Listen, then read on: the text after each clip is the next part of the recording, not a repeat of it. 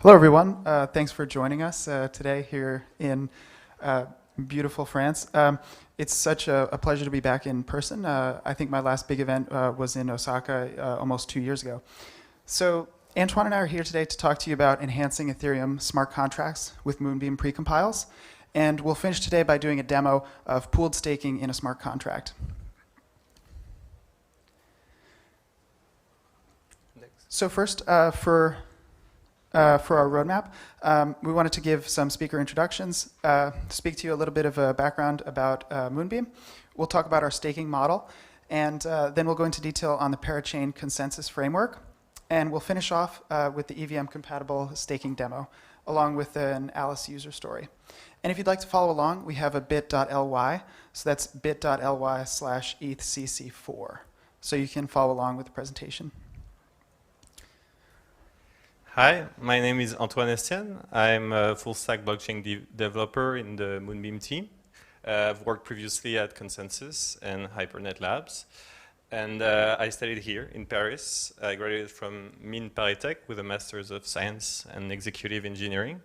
And I've been working for Moonbeam as a developer since October 2020. And my hobbies are traveling and music. And my name is Kevin Neilson. I'm a developer relations engineer at Moonbeam. I used to be a software engineer at JP Morgan, and I have a degree in computer science and economics from Dartmouth. I've been working at Moonbeam since April 2021, and cars and skiing are my two main hobbies. So you may know, but I wanted to give you a brief background of Polkadot. So Polkadot's a layer 0. It's a base layer blockchain that has numerous customized blockchains that are built on top of it. And in a sense, these blockchains that are running on top, they're called parachains. They're not competing for scarce resources. The entire network benefits and is uplifted, kind of like a rising tide lifts all boats analogy. All these parachains can be completely different, and they most likely are. So Parachain teams who are building these blockchains, they compete in auctions to win the right to operate their blockchain on the network for long periods of time. They have a dedicated slot, so that slot is reserved for them.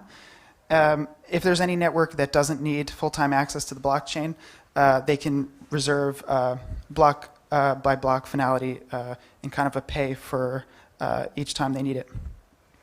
Polkadot also has a relay chain, and this is where blocks are finalized.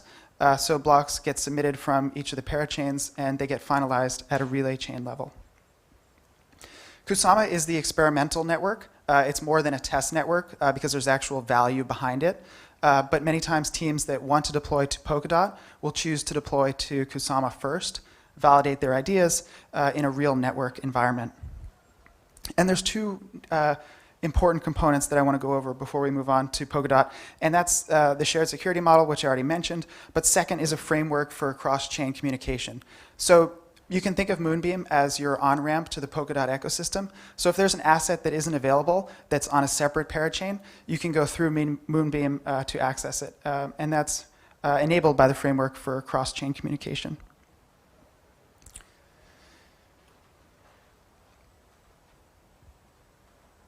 So next up, I want to talk about Substrate. So Substrate is the foundational building block for Polkadot, and Substrate is a reusable and flexible and extensible framework. A simple analogy is Lego blocks. You don't have to reinvent the wheel. You don't have to roll your own crypto. There's a lot of functionality that's already been built, so you can plug and play and choose exactly which features you need for your blockchain. Now, that's not to say that you can't customize it yourself or build your own palette that's open source, but it might be helpful to start to use one that already exists. And these are modular, right? So you can add, you can take away, you can substitute. All right, so our project, Moonbeam, is a parachain, as mentioned previously, and our main goal is to be Ethereum compatible. We want Ethereum developers to be able to go to our parachain, and the move is as simple as just switching network. The rest of the user experience should be exactly the same. So we're actually forked out of Frontier, which is an open source project that was created by Parity Tech. So it's open source, so we contribute to it regularly and we maintain it because we want other blockchains to be able to use that base layer of EVM replication on Substrate. The reason why we chose to do a parachain is, of course, because we think that the Polkadot ecosystem brings scalability and interoperability. You might be wondering, why do we have Frank Sinatra here? It's because he sang the jazz standard Polkadots and Moonbeam, which gave the name to our parachain. So that's a little reference to the relay chain Polkadot.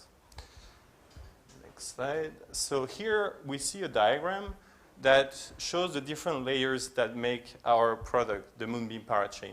So at the bottom, you see the EVM layer, which enables people to deploy Solidity smart contracts on our parachain as if it was Ethereum. So that's something that a lot of parachains are doing. But what we wanted to do is basically do the hard work of completing the exact experience of developing dApps on a parachain. So, for example, the next layer is the Web3 RPC. We wanted the RPC API to be exactly the same. So when you're using Web3.js or Ethers.js or any RPC library in JavaScript to develop your dApp, you're actually interacting with the RPC.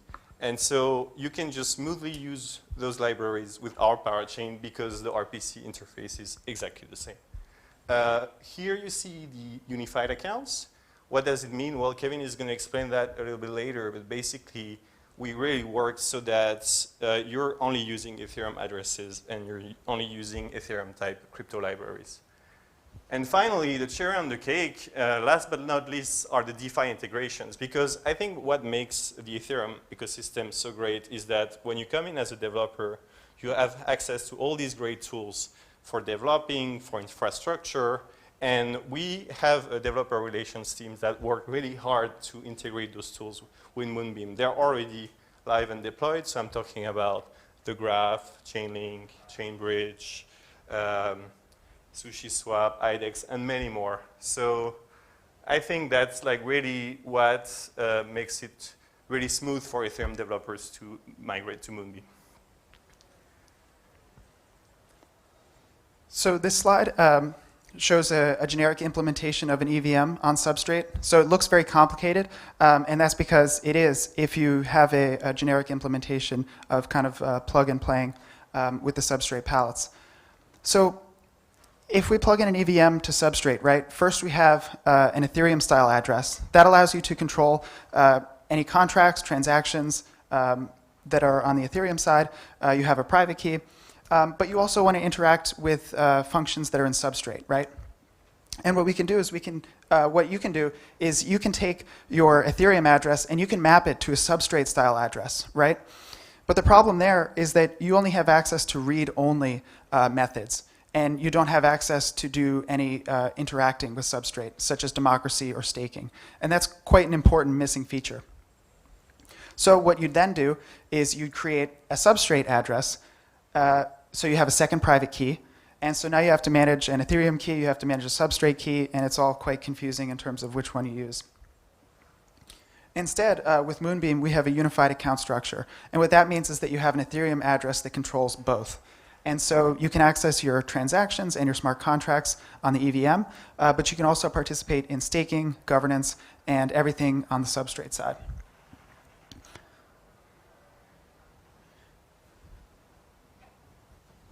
All right, so we talked about how we worked hard to just replicate the Ethereum user experience and developer experience. Now let's talk about the little difference that makes the topic of this talk. So here we have a diagram that shows a little bit the infrastructure of Polkadot. So in the center we have the relay chain, and around it we have all the parachains that are connecting to it. So the way it works, as Kevin explained previously, is that the parachains are going to propose blocks, and so the actors, the nodes who propose blocks on those parachains, we call them collators. They're basically the equivalent of validators for parachains. And then on the relay chain, we have validators that will take those blocks and validate them. So that's why a lot of the security is centered around the relay chain, because the validation is really the heaviest part of the security of the system. And that's why we have a very thorough proof of stake consensus algorithm on the relay chain. But the thing is, of course, we also want security on the collators. Why? Mostly because we want to be censorship proof. Because if an actor were able to predict which collator were to propose the next block, that would open a new attack vector, for example, for front running. So we were thinking, how do we create an incentivization mechanism that securizes the parachain? Well, at first, we're thinking of just copying the palette, so the module that was developed by Parity called palette staking. But we realized that it's actually a little overkill for a parachain because it implicates really resource incentive algorithm of balancing that we don't need on the parachain. So that's why we decided to create our own palette that we call Parachain Staking, and we are asked a grant from the foundation because we believe that this is work that could be used by other parachains. So on the next slide, we see the face of Amar, who is the great developer who's currently working on the Parachain Staking implementation. So if you're interested, I recommend you check out his blog post where he explains in detail why we needed a different palette for parachains. And next slide, I'm going to explain the big lines of this consensus algorithm. We don't want to get too much into the detail, but what you need to understand is just like the relay chain staking, we have shared risk and reward between collator and nominators. That means that you can nominate a collator without being a collator yourself, and therefore put your money to work if you trust some of those collators. The second point is that there's a parameter that we call a round, and that's currently set to 300 blocks. And the idea is that every round, the block authors, who are basic, so collators who are selected to produce a block, are rewarded, and therefore the nominators too. So that constant reward creates inflation, and that's something that is a parameter that we can also change through governance. Basically, all the parameters of the palette are changeable through governance. So moving on to the next slide. For parachain staking, how do we decide who gets to produce blocks, right? And the first step is that we have a candidate pool of collators, and these are all the folks who are meeting all of the requirements to be a collator, and the requirement is a minimum amount of bond. And that's a fairly, it's adjustable by governance, but this is the absolute minimum requirement. But just because they've met the minimum requirement does not mean that they're actually eligible to produce blocks. So how do we go from meeting the requirements to choosing who actually gets to produce the blocks? The first thing we do is we choose the top 32 candidates by total stake. So total stake, that includes the collator initial bond, but it also includes any nominators who have pledged their stake. They've said that they believe in this collator and that they will share in the rewards of that collator. So the top 32 candidates are chosen. This is a parameter that's adjustable by governance, but it could change to be more or less, but probably more. So once we have these selected candidates, right? And also just want to mention that I mentioned nominations, right? But how does that work exactly? So folks who don't have enough stake to be able to be a collator can be a nominator, and that has a much, much lower minimum amount. So moving on. Once we have our 32 selected candidates, right, how do we choose the actual block author? And this is where Nimbus comes in as well. We go from our 32 candidates to the eligible candidates, but let's think about it in the abstract, right? we could just do a round robin. We could take the top 32 collators and just iterate through them one by one. But there's a problem, right? The problem is that if the collator knows exactly when they produce blocks, they could participate in some nefarious behavior. But what's more than that is that if other people know when a specific collator will be producing a block, they could DDoS them, or they could do other things that would be harmful. And so we have to have a source of randomness, of entropy, right? So right now we have a pseudo-random source, and we're choosing a specific subset of candidates. So it's going to be more than one, right? It's more than one because in the event that one collator candidate is offline, there's an issue, we need to have more than one producing blocks. So suppose we take 3 collators, they all produce blocks, and then the first one that produces a valid block will be the one that has successfully published that and receives the reward.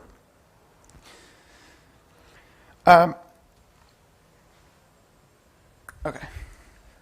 All right, so you might be wondering, as an Ethereum developer, like this is all very interesting, but I don't want to be learning the new API to interact with Polkadot, the documentation. I don't want to be learning Rust. Well, here's the good news, precompiles. So what are precompiles? It's a way to access a substrate functionality through the Ethereum API.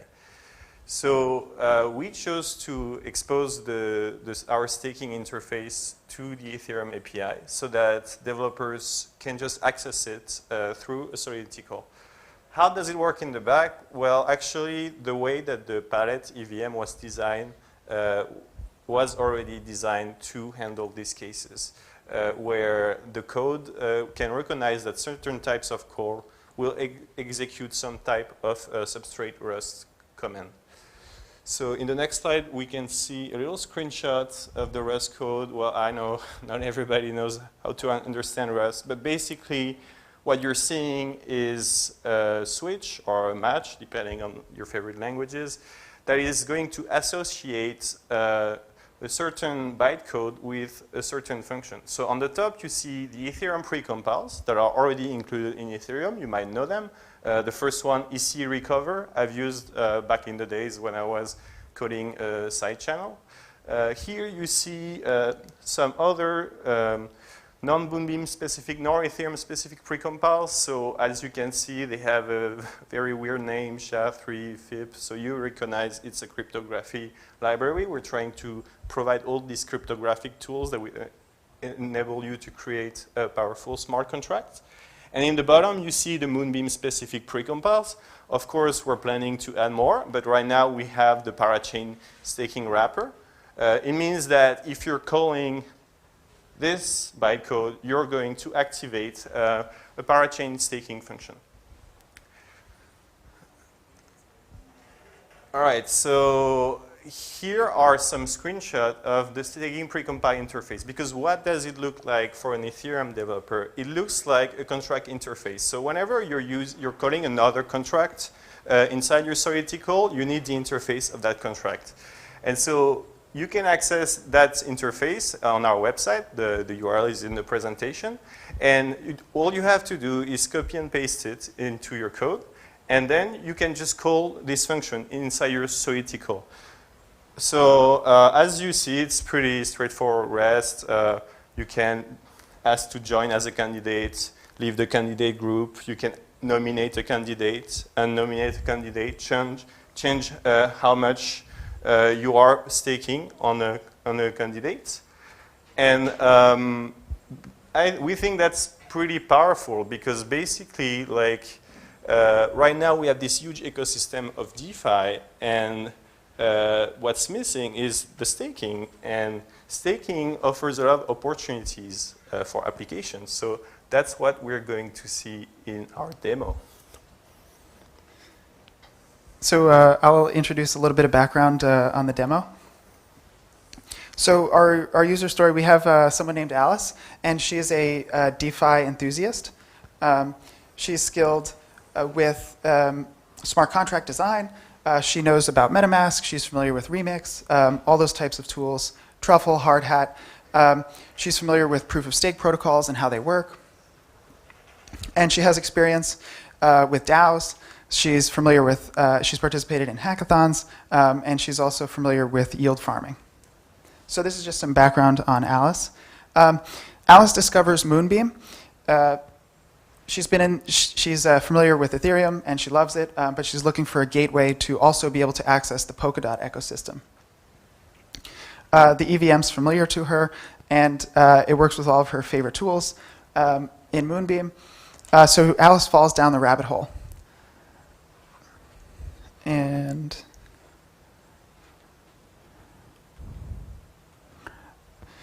so she's getting acquainted with Nimbus, with staking, with cross-chain message protocol, and with governance. But the important thing is that she's able to work with all of her existing Solidity skills. She doesn't have to pick up a new language. And thanks to our precompiles, she can interact seamlessly with the Rust code using the Solidity Ethereum precompile. And she's interacting with these palettes in a native fashion without learning Rust.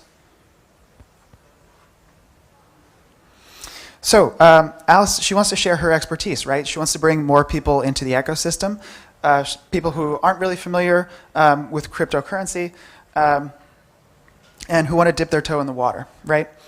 And she realizes that one of the potential hurdles is that new folks in the ecosystem might not want to put a ton of money in early on.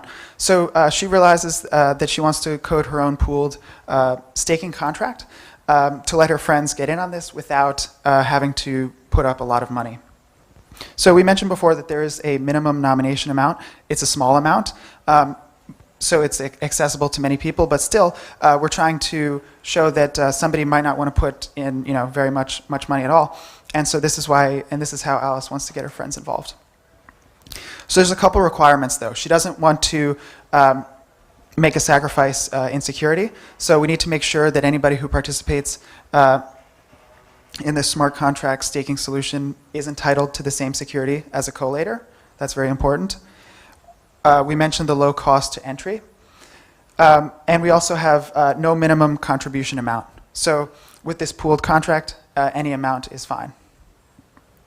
Any amount is fine to contribute, but the contract itself cannot make a nomination until it has reached the minimum nomination amount. And the next thing is proportionate reward. So there's no sort of interesting reward structures that vary according to the amount. It's all commensurate with what you put in. So there's no tiers or anything like that. It's perfectly proportionate. Now, her friends delegate her friends who are learning about cryptocurrency, right? They may not want to participate in governance, so they're going to delegate to the pool admins the ability to select who's being nominated, but they're going to share in the reward. Something important to point out is that there's no slashing in Moonbeam, so the very worst that could happen if the collator is offline and has issues for the entire staking period, then they would not receive the staking rewards, but they're not going to lose any of their original stake. So that's very important to point out that the downside, they're not going to lose anything. All right, so now Alice gets to work and she starts doing some research, which is of course the first step to get anything done. So she goes to the URL provided by Moonbeam. Of course, she reads the documentation. And she copies that interface into her Truffle repo. And she also realizes that by reading the documentation that Moonbeam has provided the Truffle box specially tailored for Moonbeam. So for those who are not familiar with Truffle, it means that you're setting up a JavaScript repo with testing, a folder for your Solidity files, and migration scripts. So she adds the interface to her repo, and she starts coding her own smart contract. So what is the smart contract going to do? Well, what she wants is governance. So she uses, for example, OpenZeppelin governance access control smart contracts, and so that way she can use role-based access The idea is that in her DAO, she wants admins and regular members. She's going to be the admin, obviously, and her friends are going to be members because her friends don't necessarily want to participate in changing which collator is going to be nominated, changing, basically like doing the hard work of learning about staking and choosing the best collators. So she creates this role of admin and member, and she creates this function that we call update nomination, where that is only accessible to admins, and that will transfer the stake that is on the DAO to a nomination on the collator. That way, at the end of the round, she can call another function that will retrieve the money into the DAO, and if any member wants to cash out their share of the DAO anytime, they can call the cash out function. So next, I'm going to show the video, but right before that, because the video might be a little fast, yeah, right after this slide, I just want to tell you what you're going to see. So this is the update nomination function, where you recognize the modifier if you're a Solidity developer that guarantees that only an admin can access this function.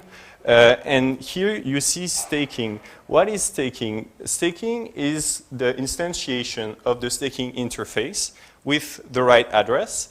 And that means that she's interacting with staking as if she was interacting with a smart contract that is already deployed. And here is the interesting code, staking nominate, with the right amounts. So in the demo, what you're going to see is the Trufflebox repo that I built for the demo. You're going to see the staking interface. You're going to see the nomination DAO. And then you're going to see the test scripts. And we're going to run the test script. And the goal at the end is that we want to make sure that we successfully nominated a collator with the DAO. So let's start the video, please.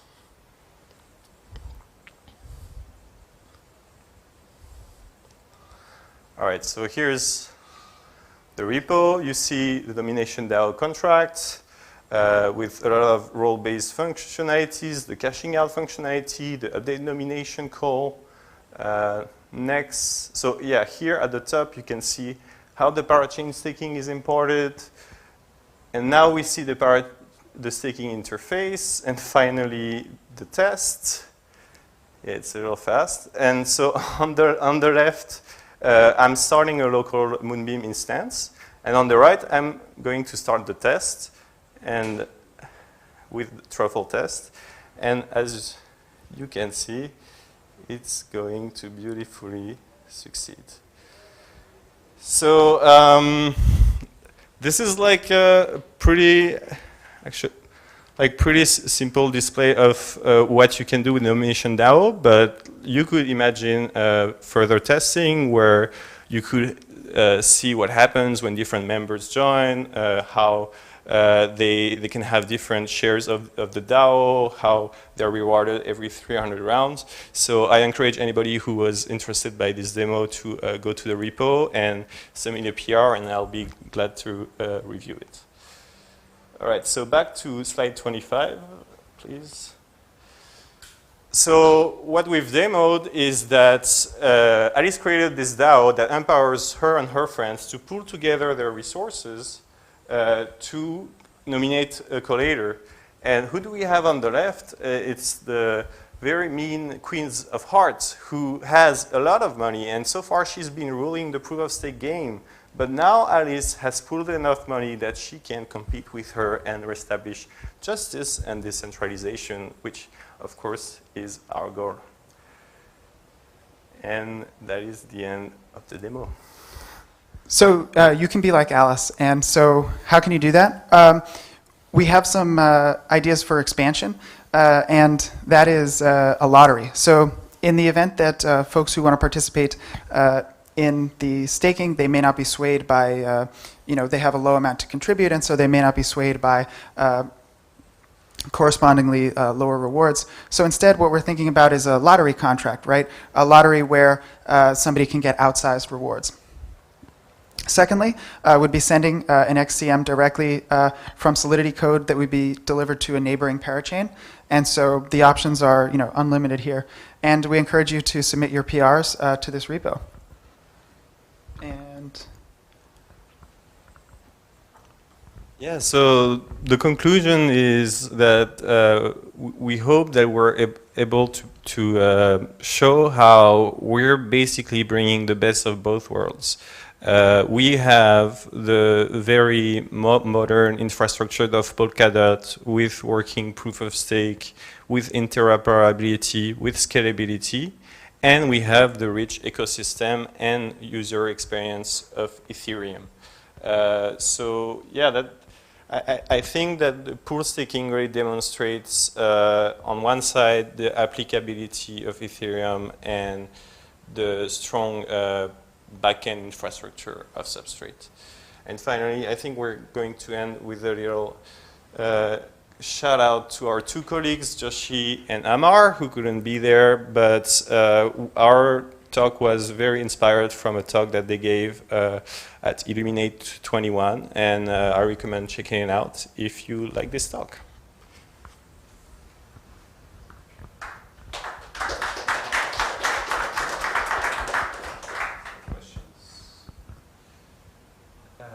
Yeah, so I don't know if you have questions. We are open. if somebody has a question, oh yeah. Thank you. Hello. You mentioned that there is no slashing mechanism for misbehaving collators. Is it going to stay like that, or is that something that will be added in the future?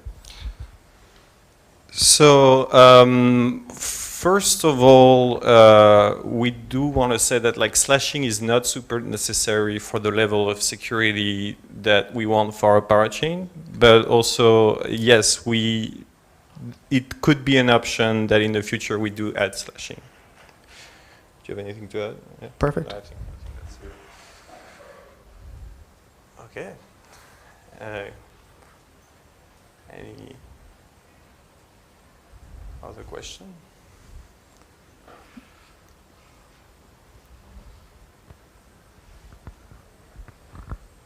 Well, yeah, it was great to have you guys. Thank you so much. And always a pleasure to be at FCC.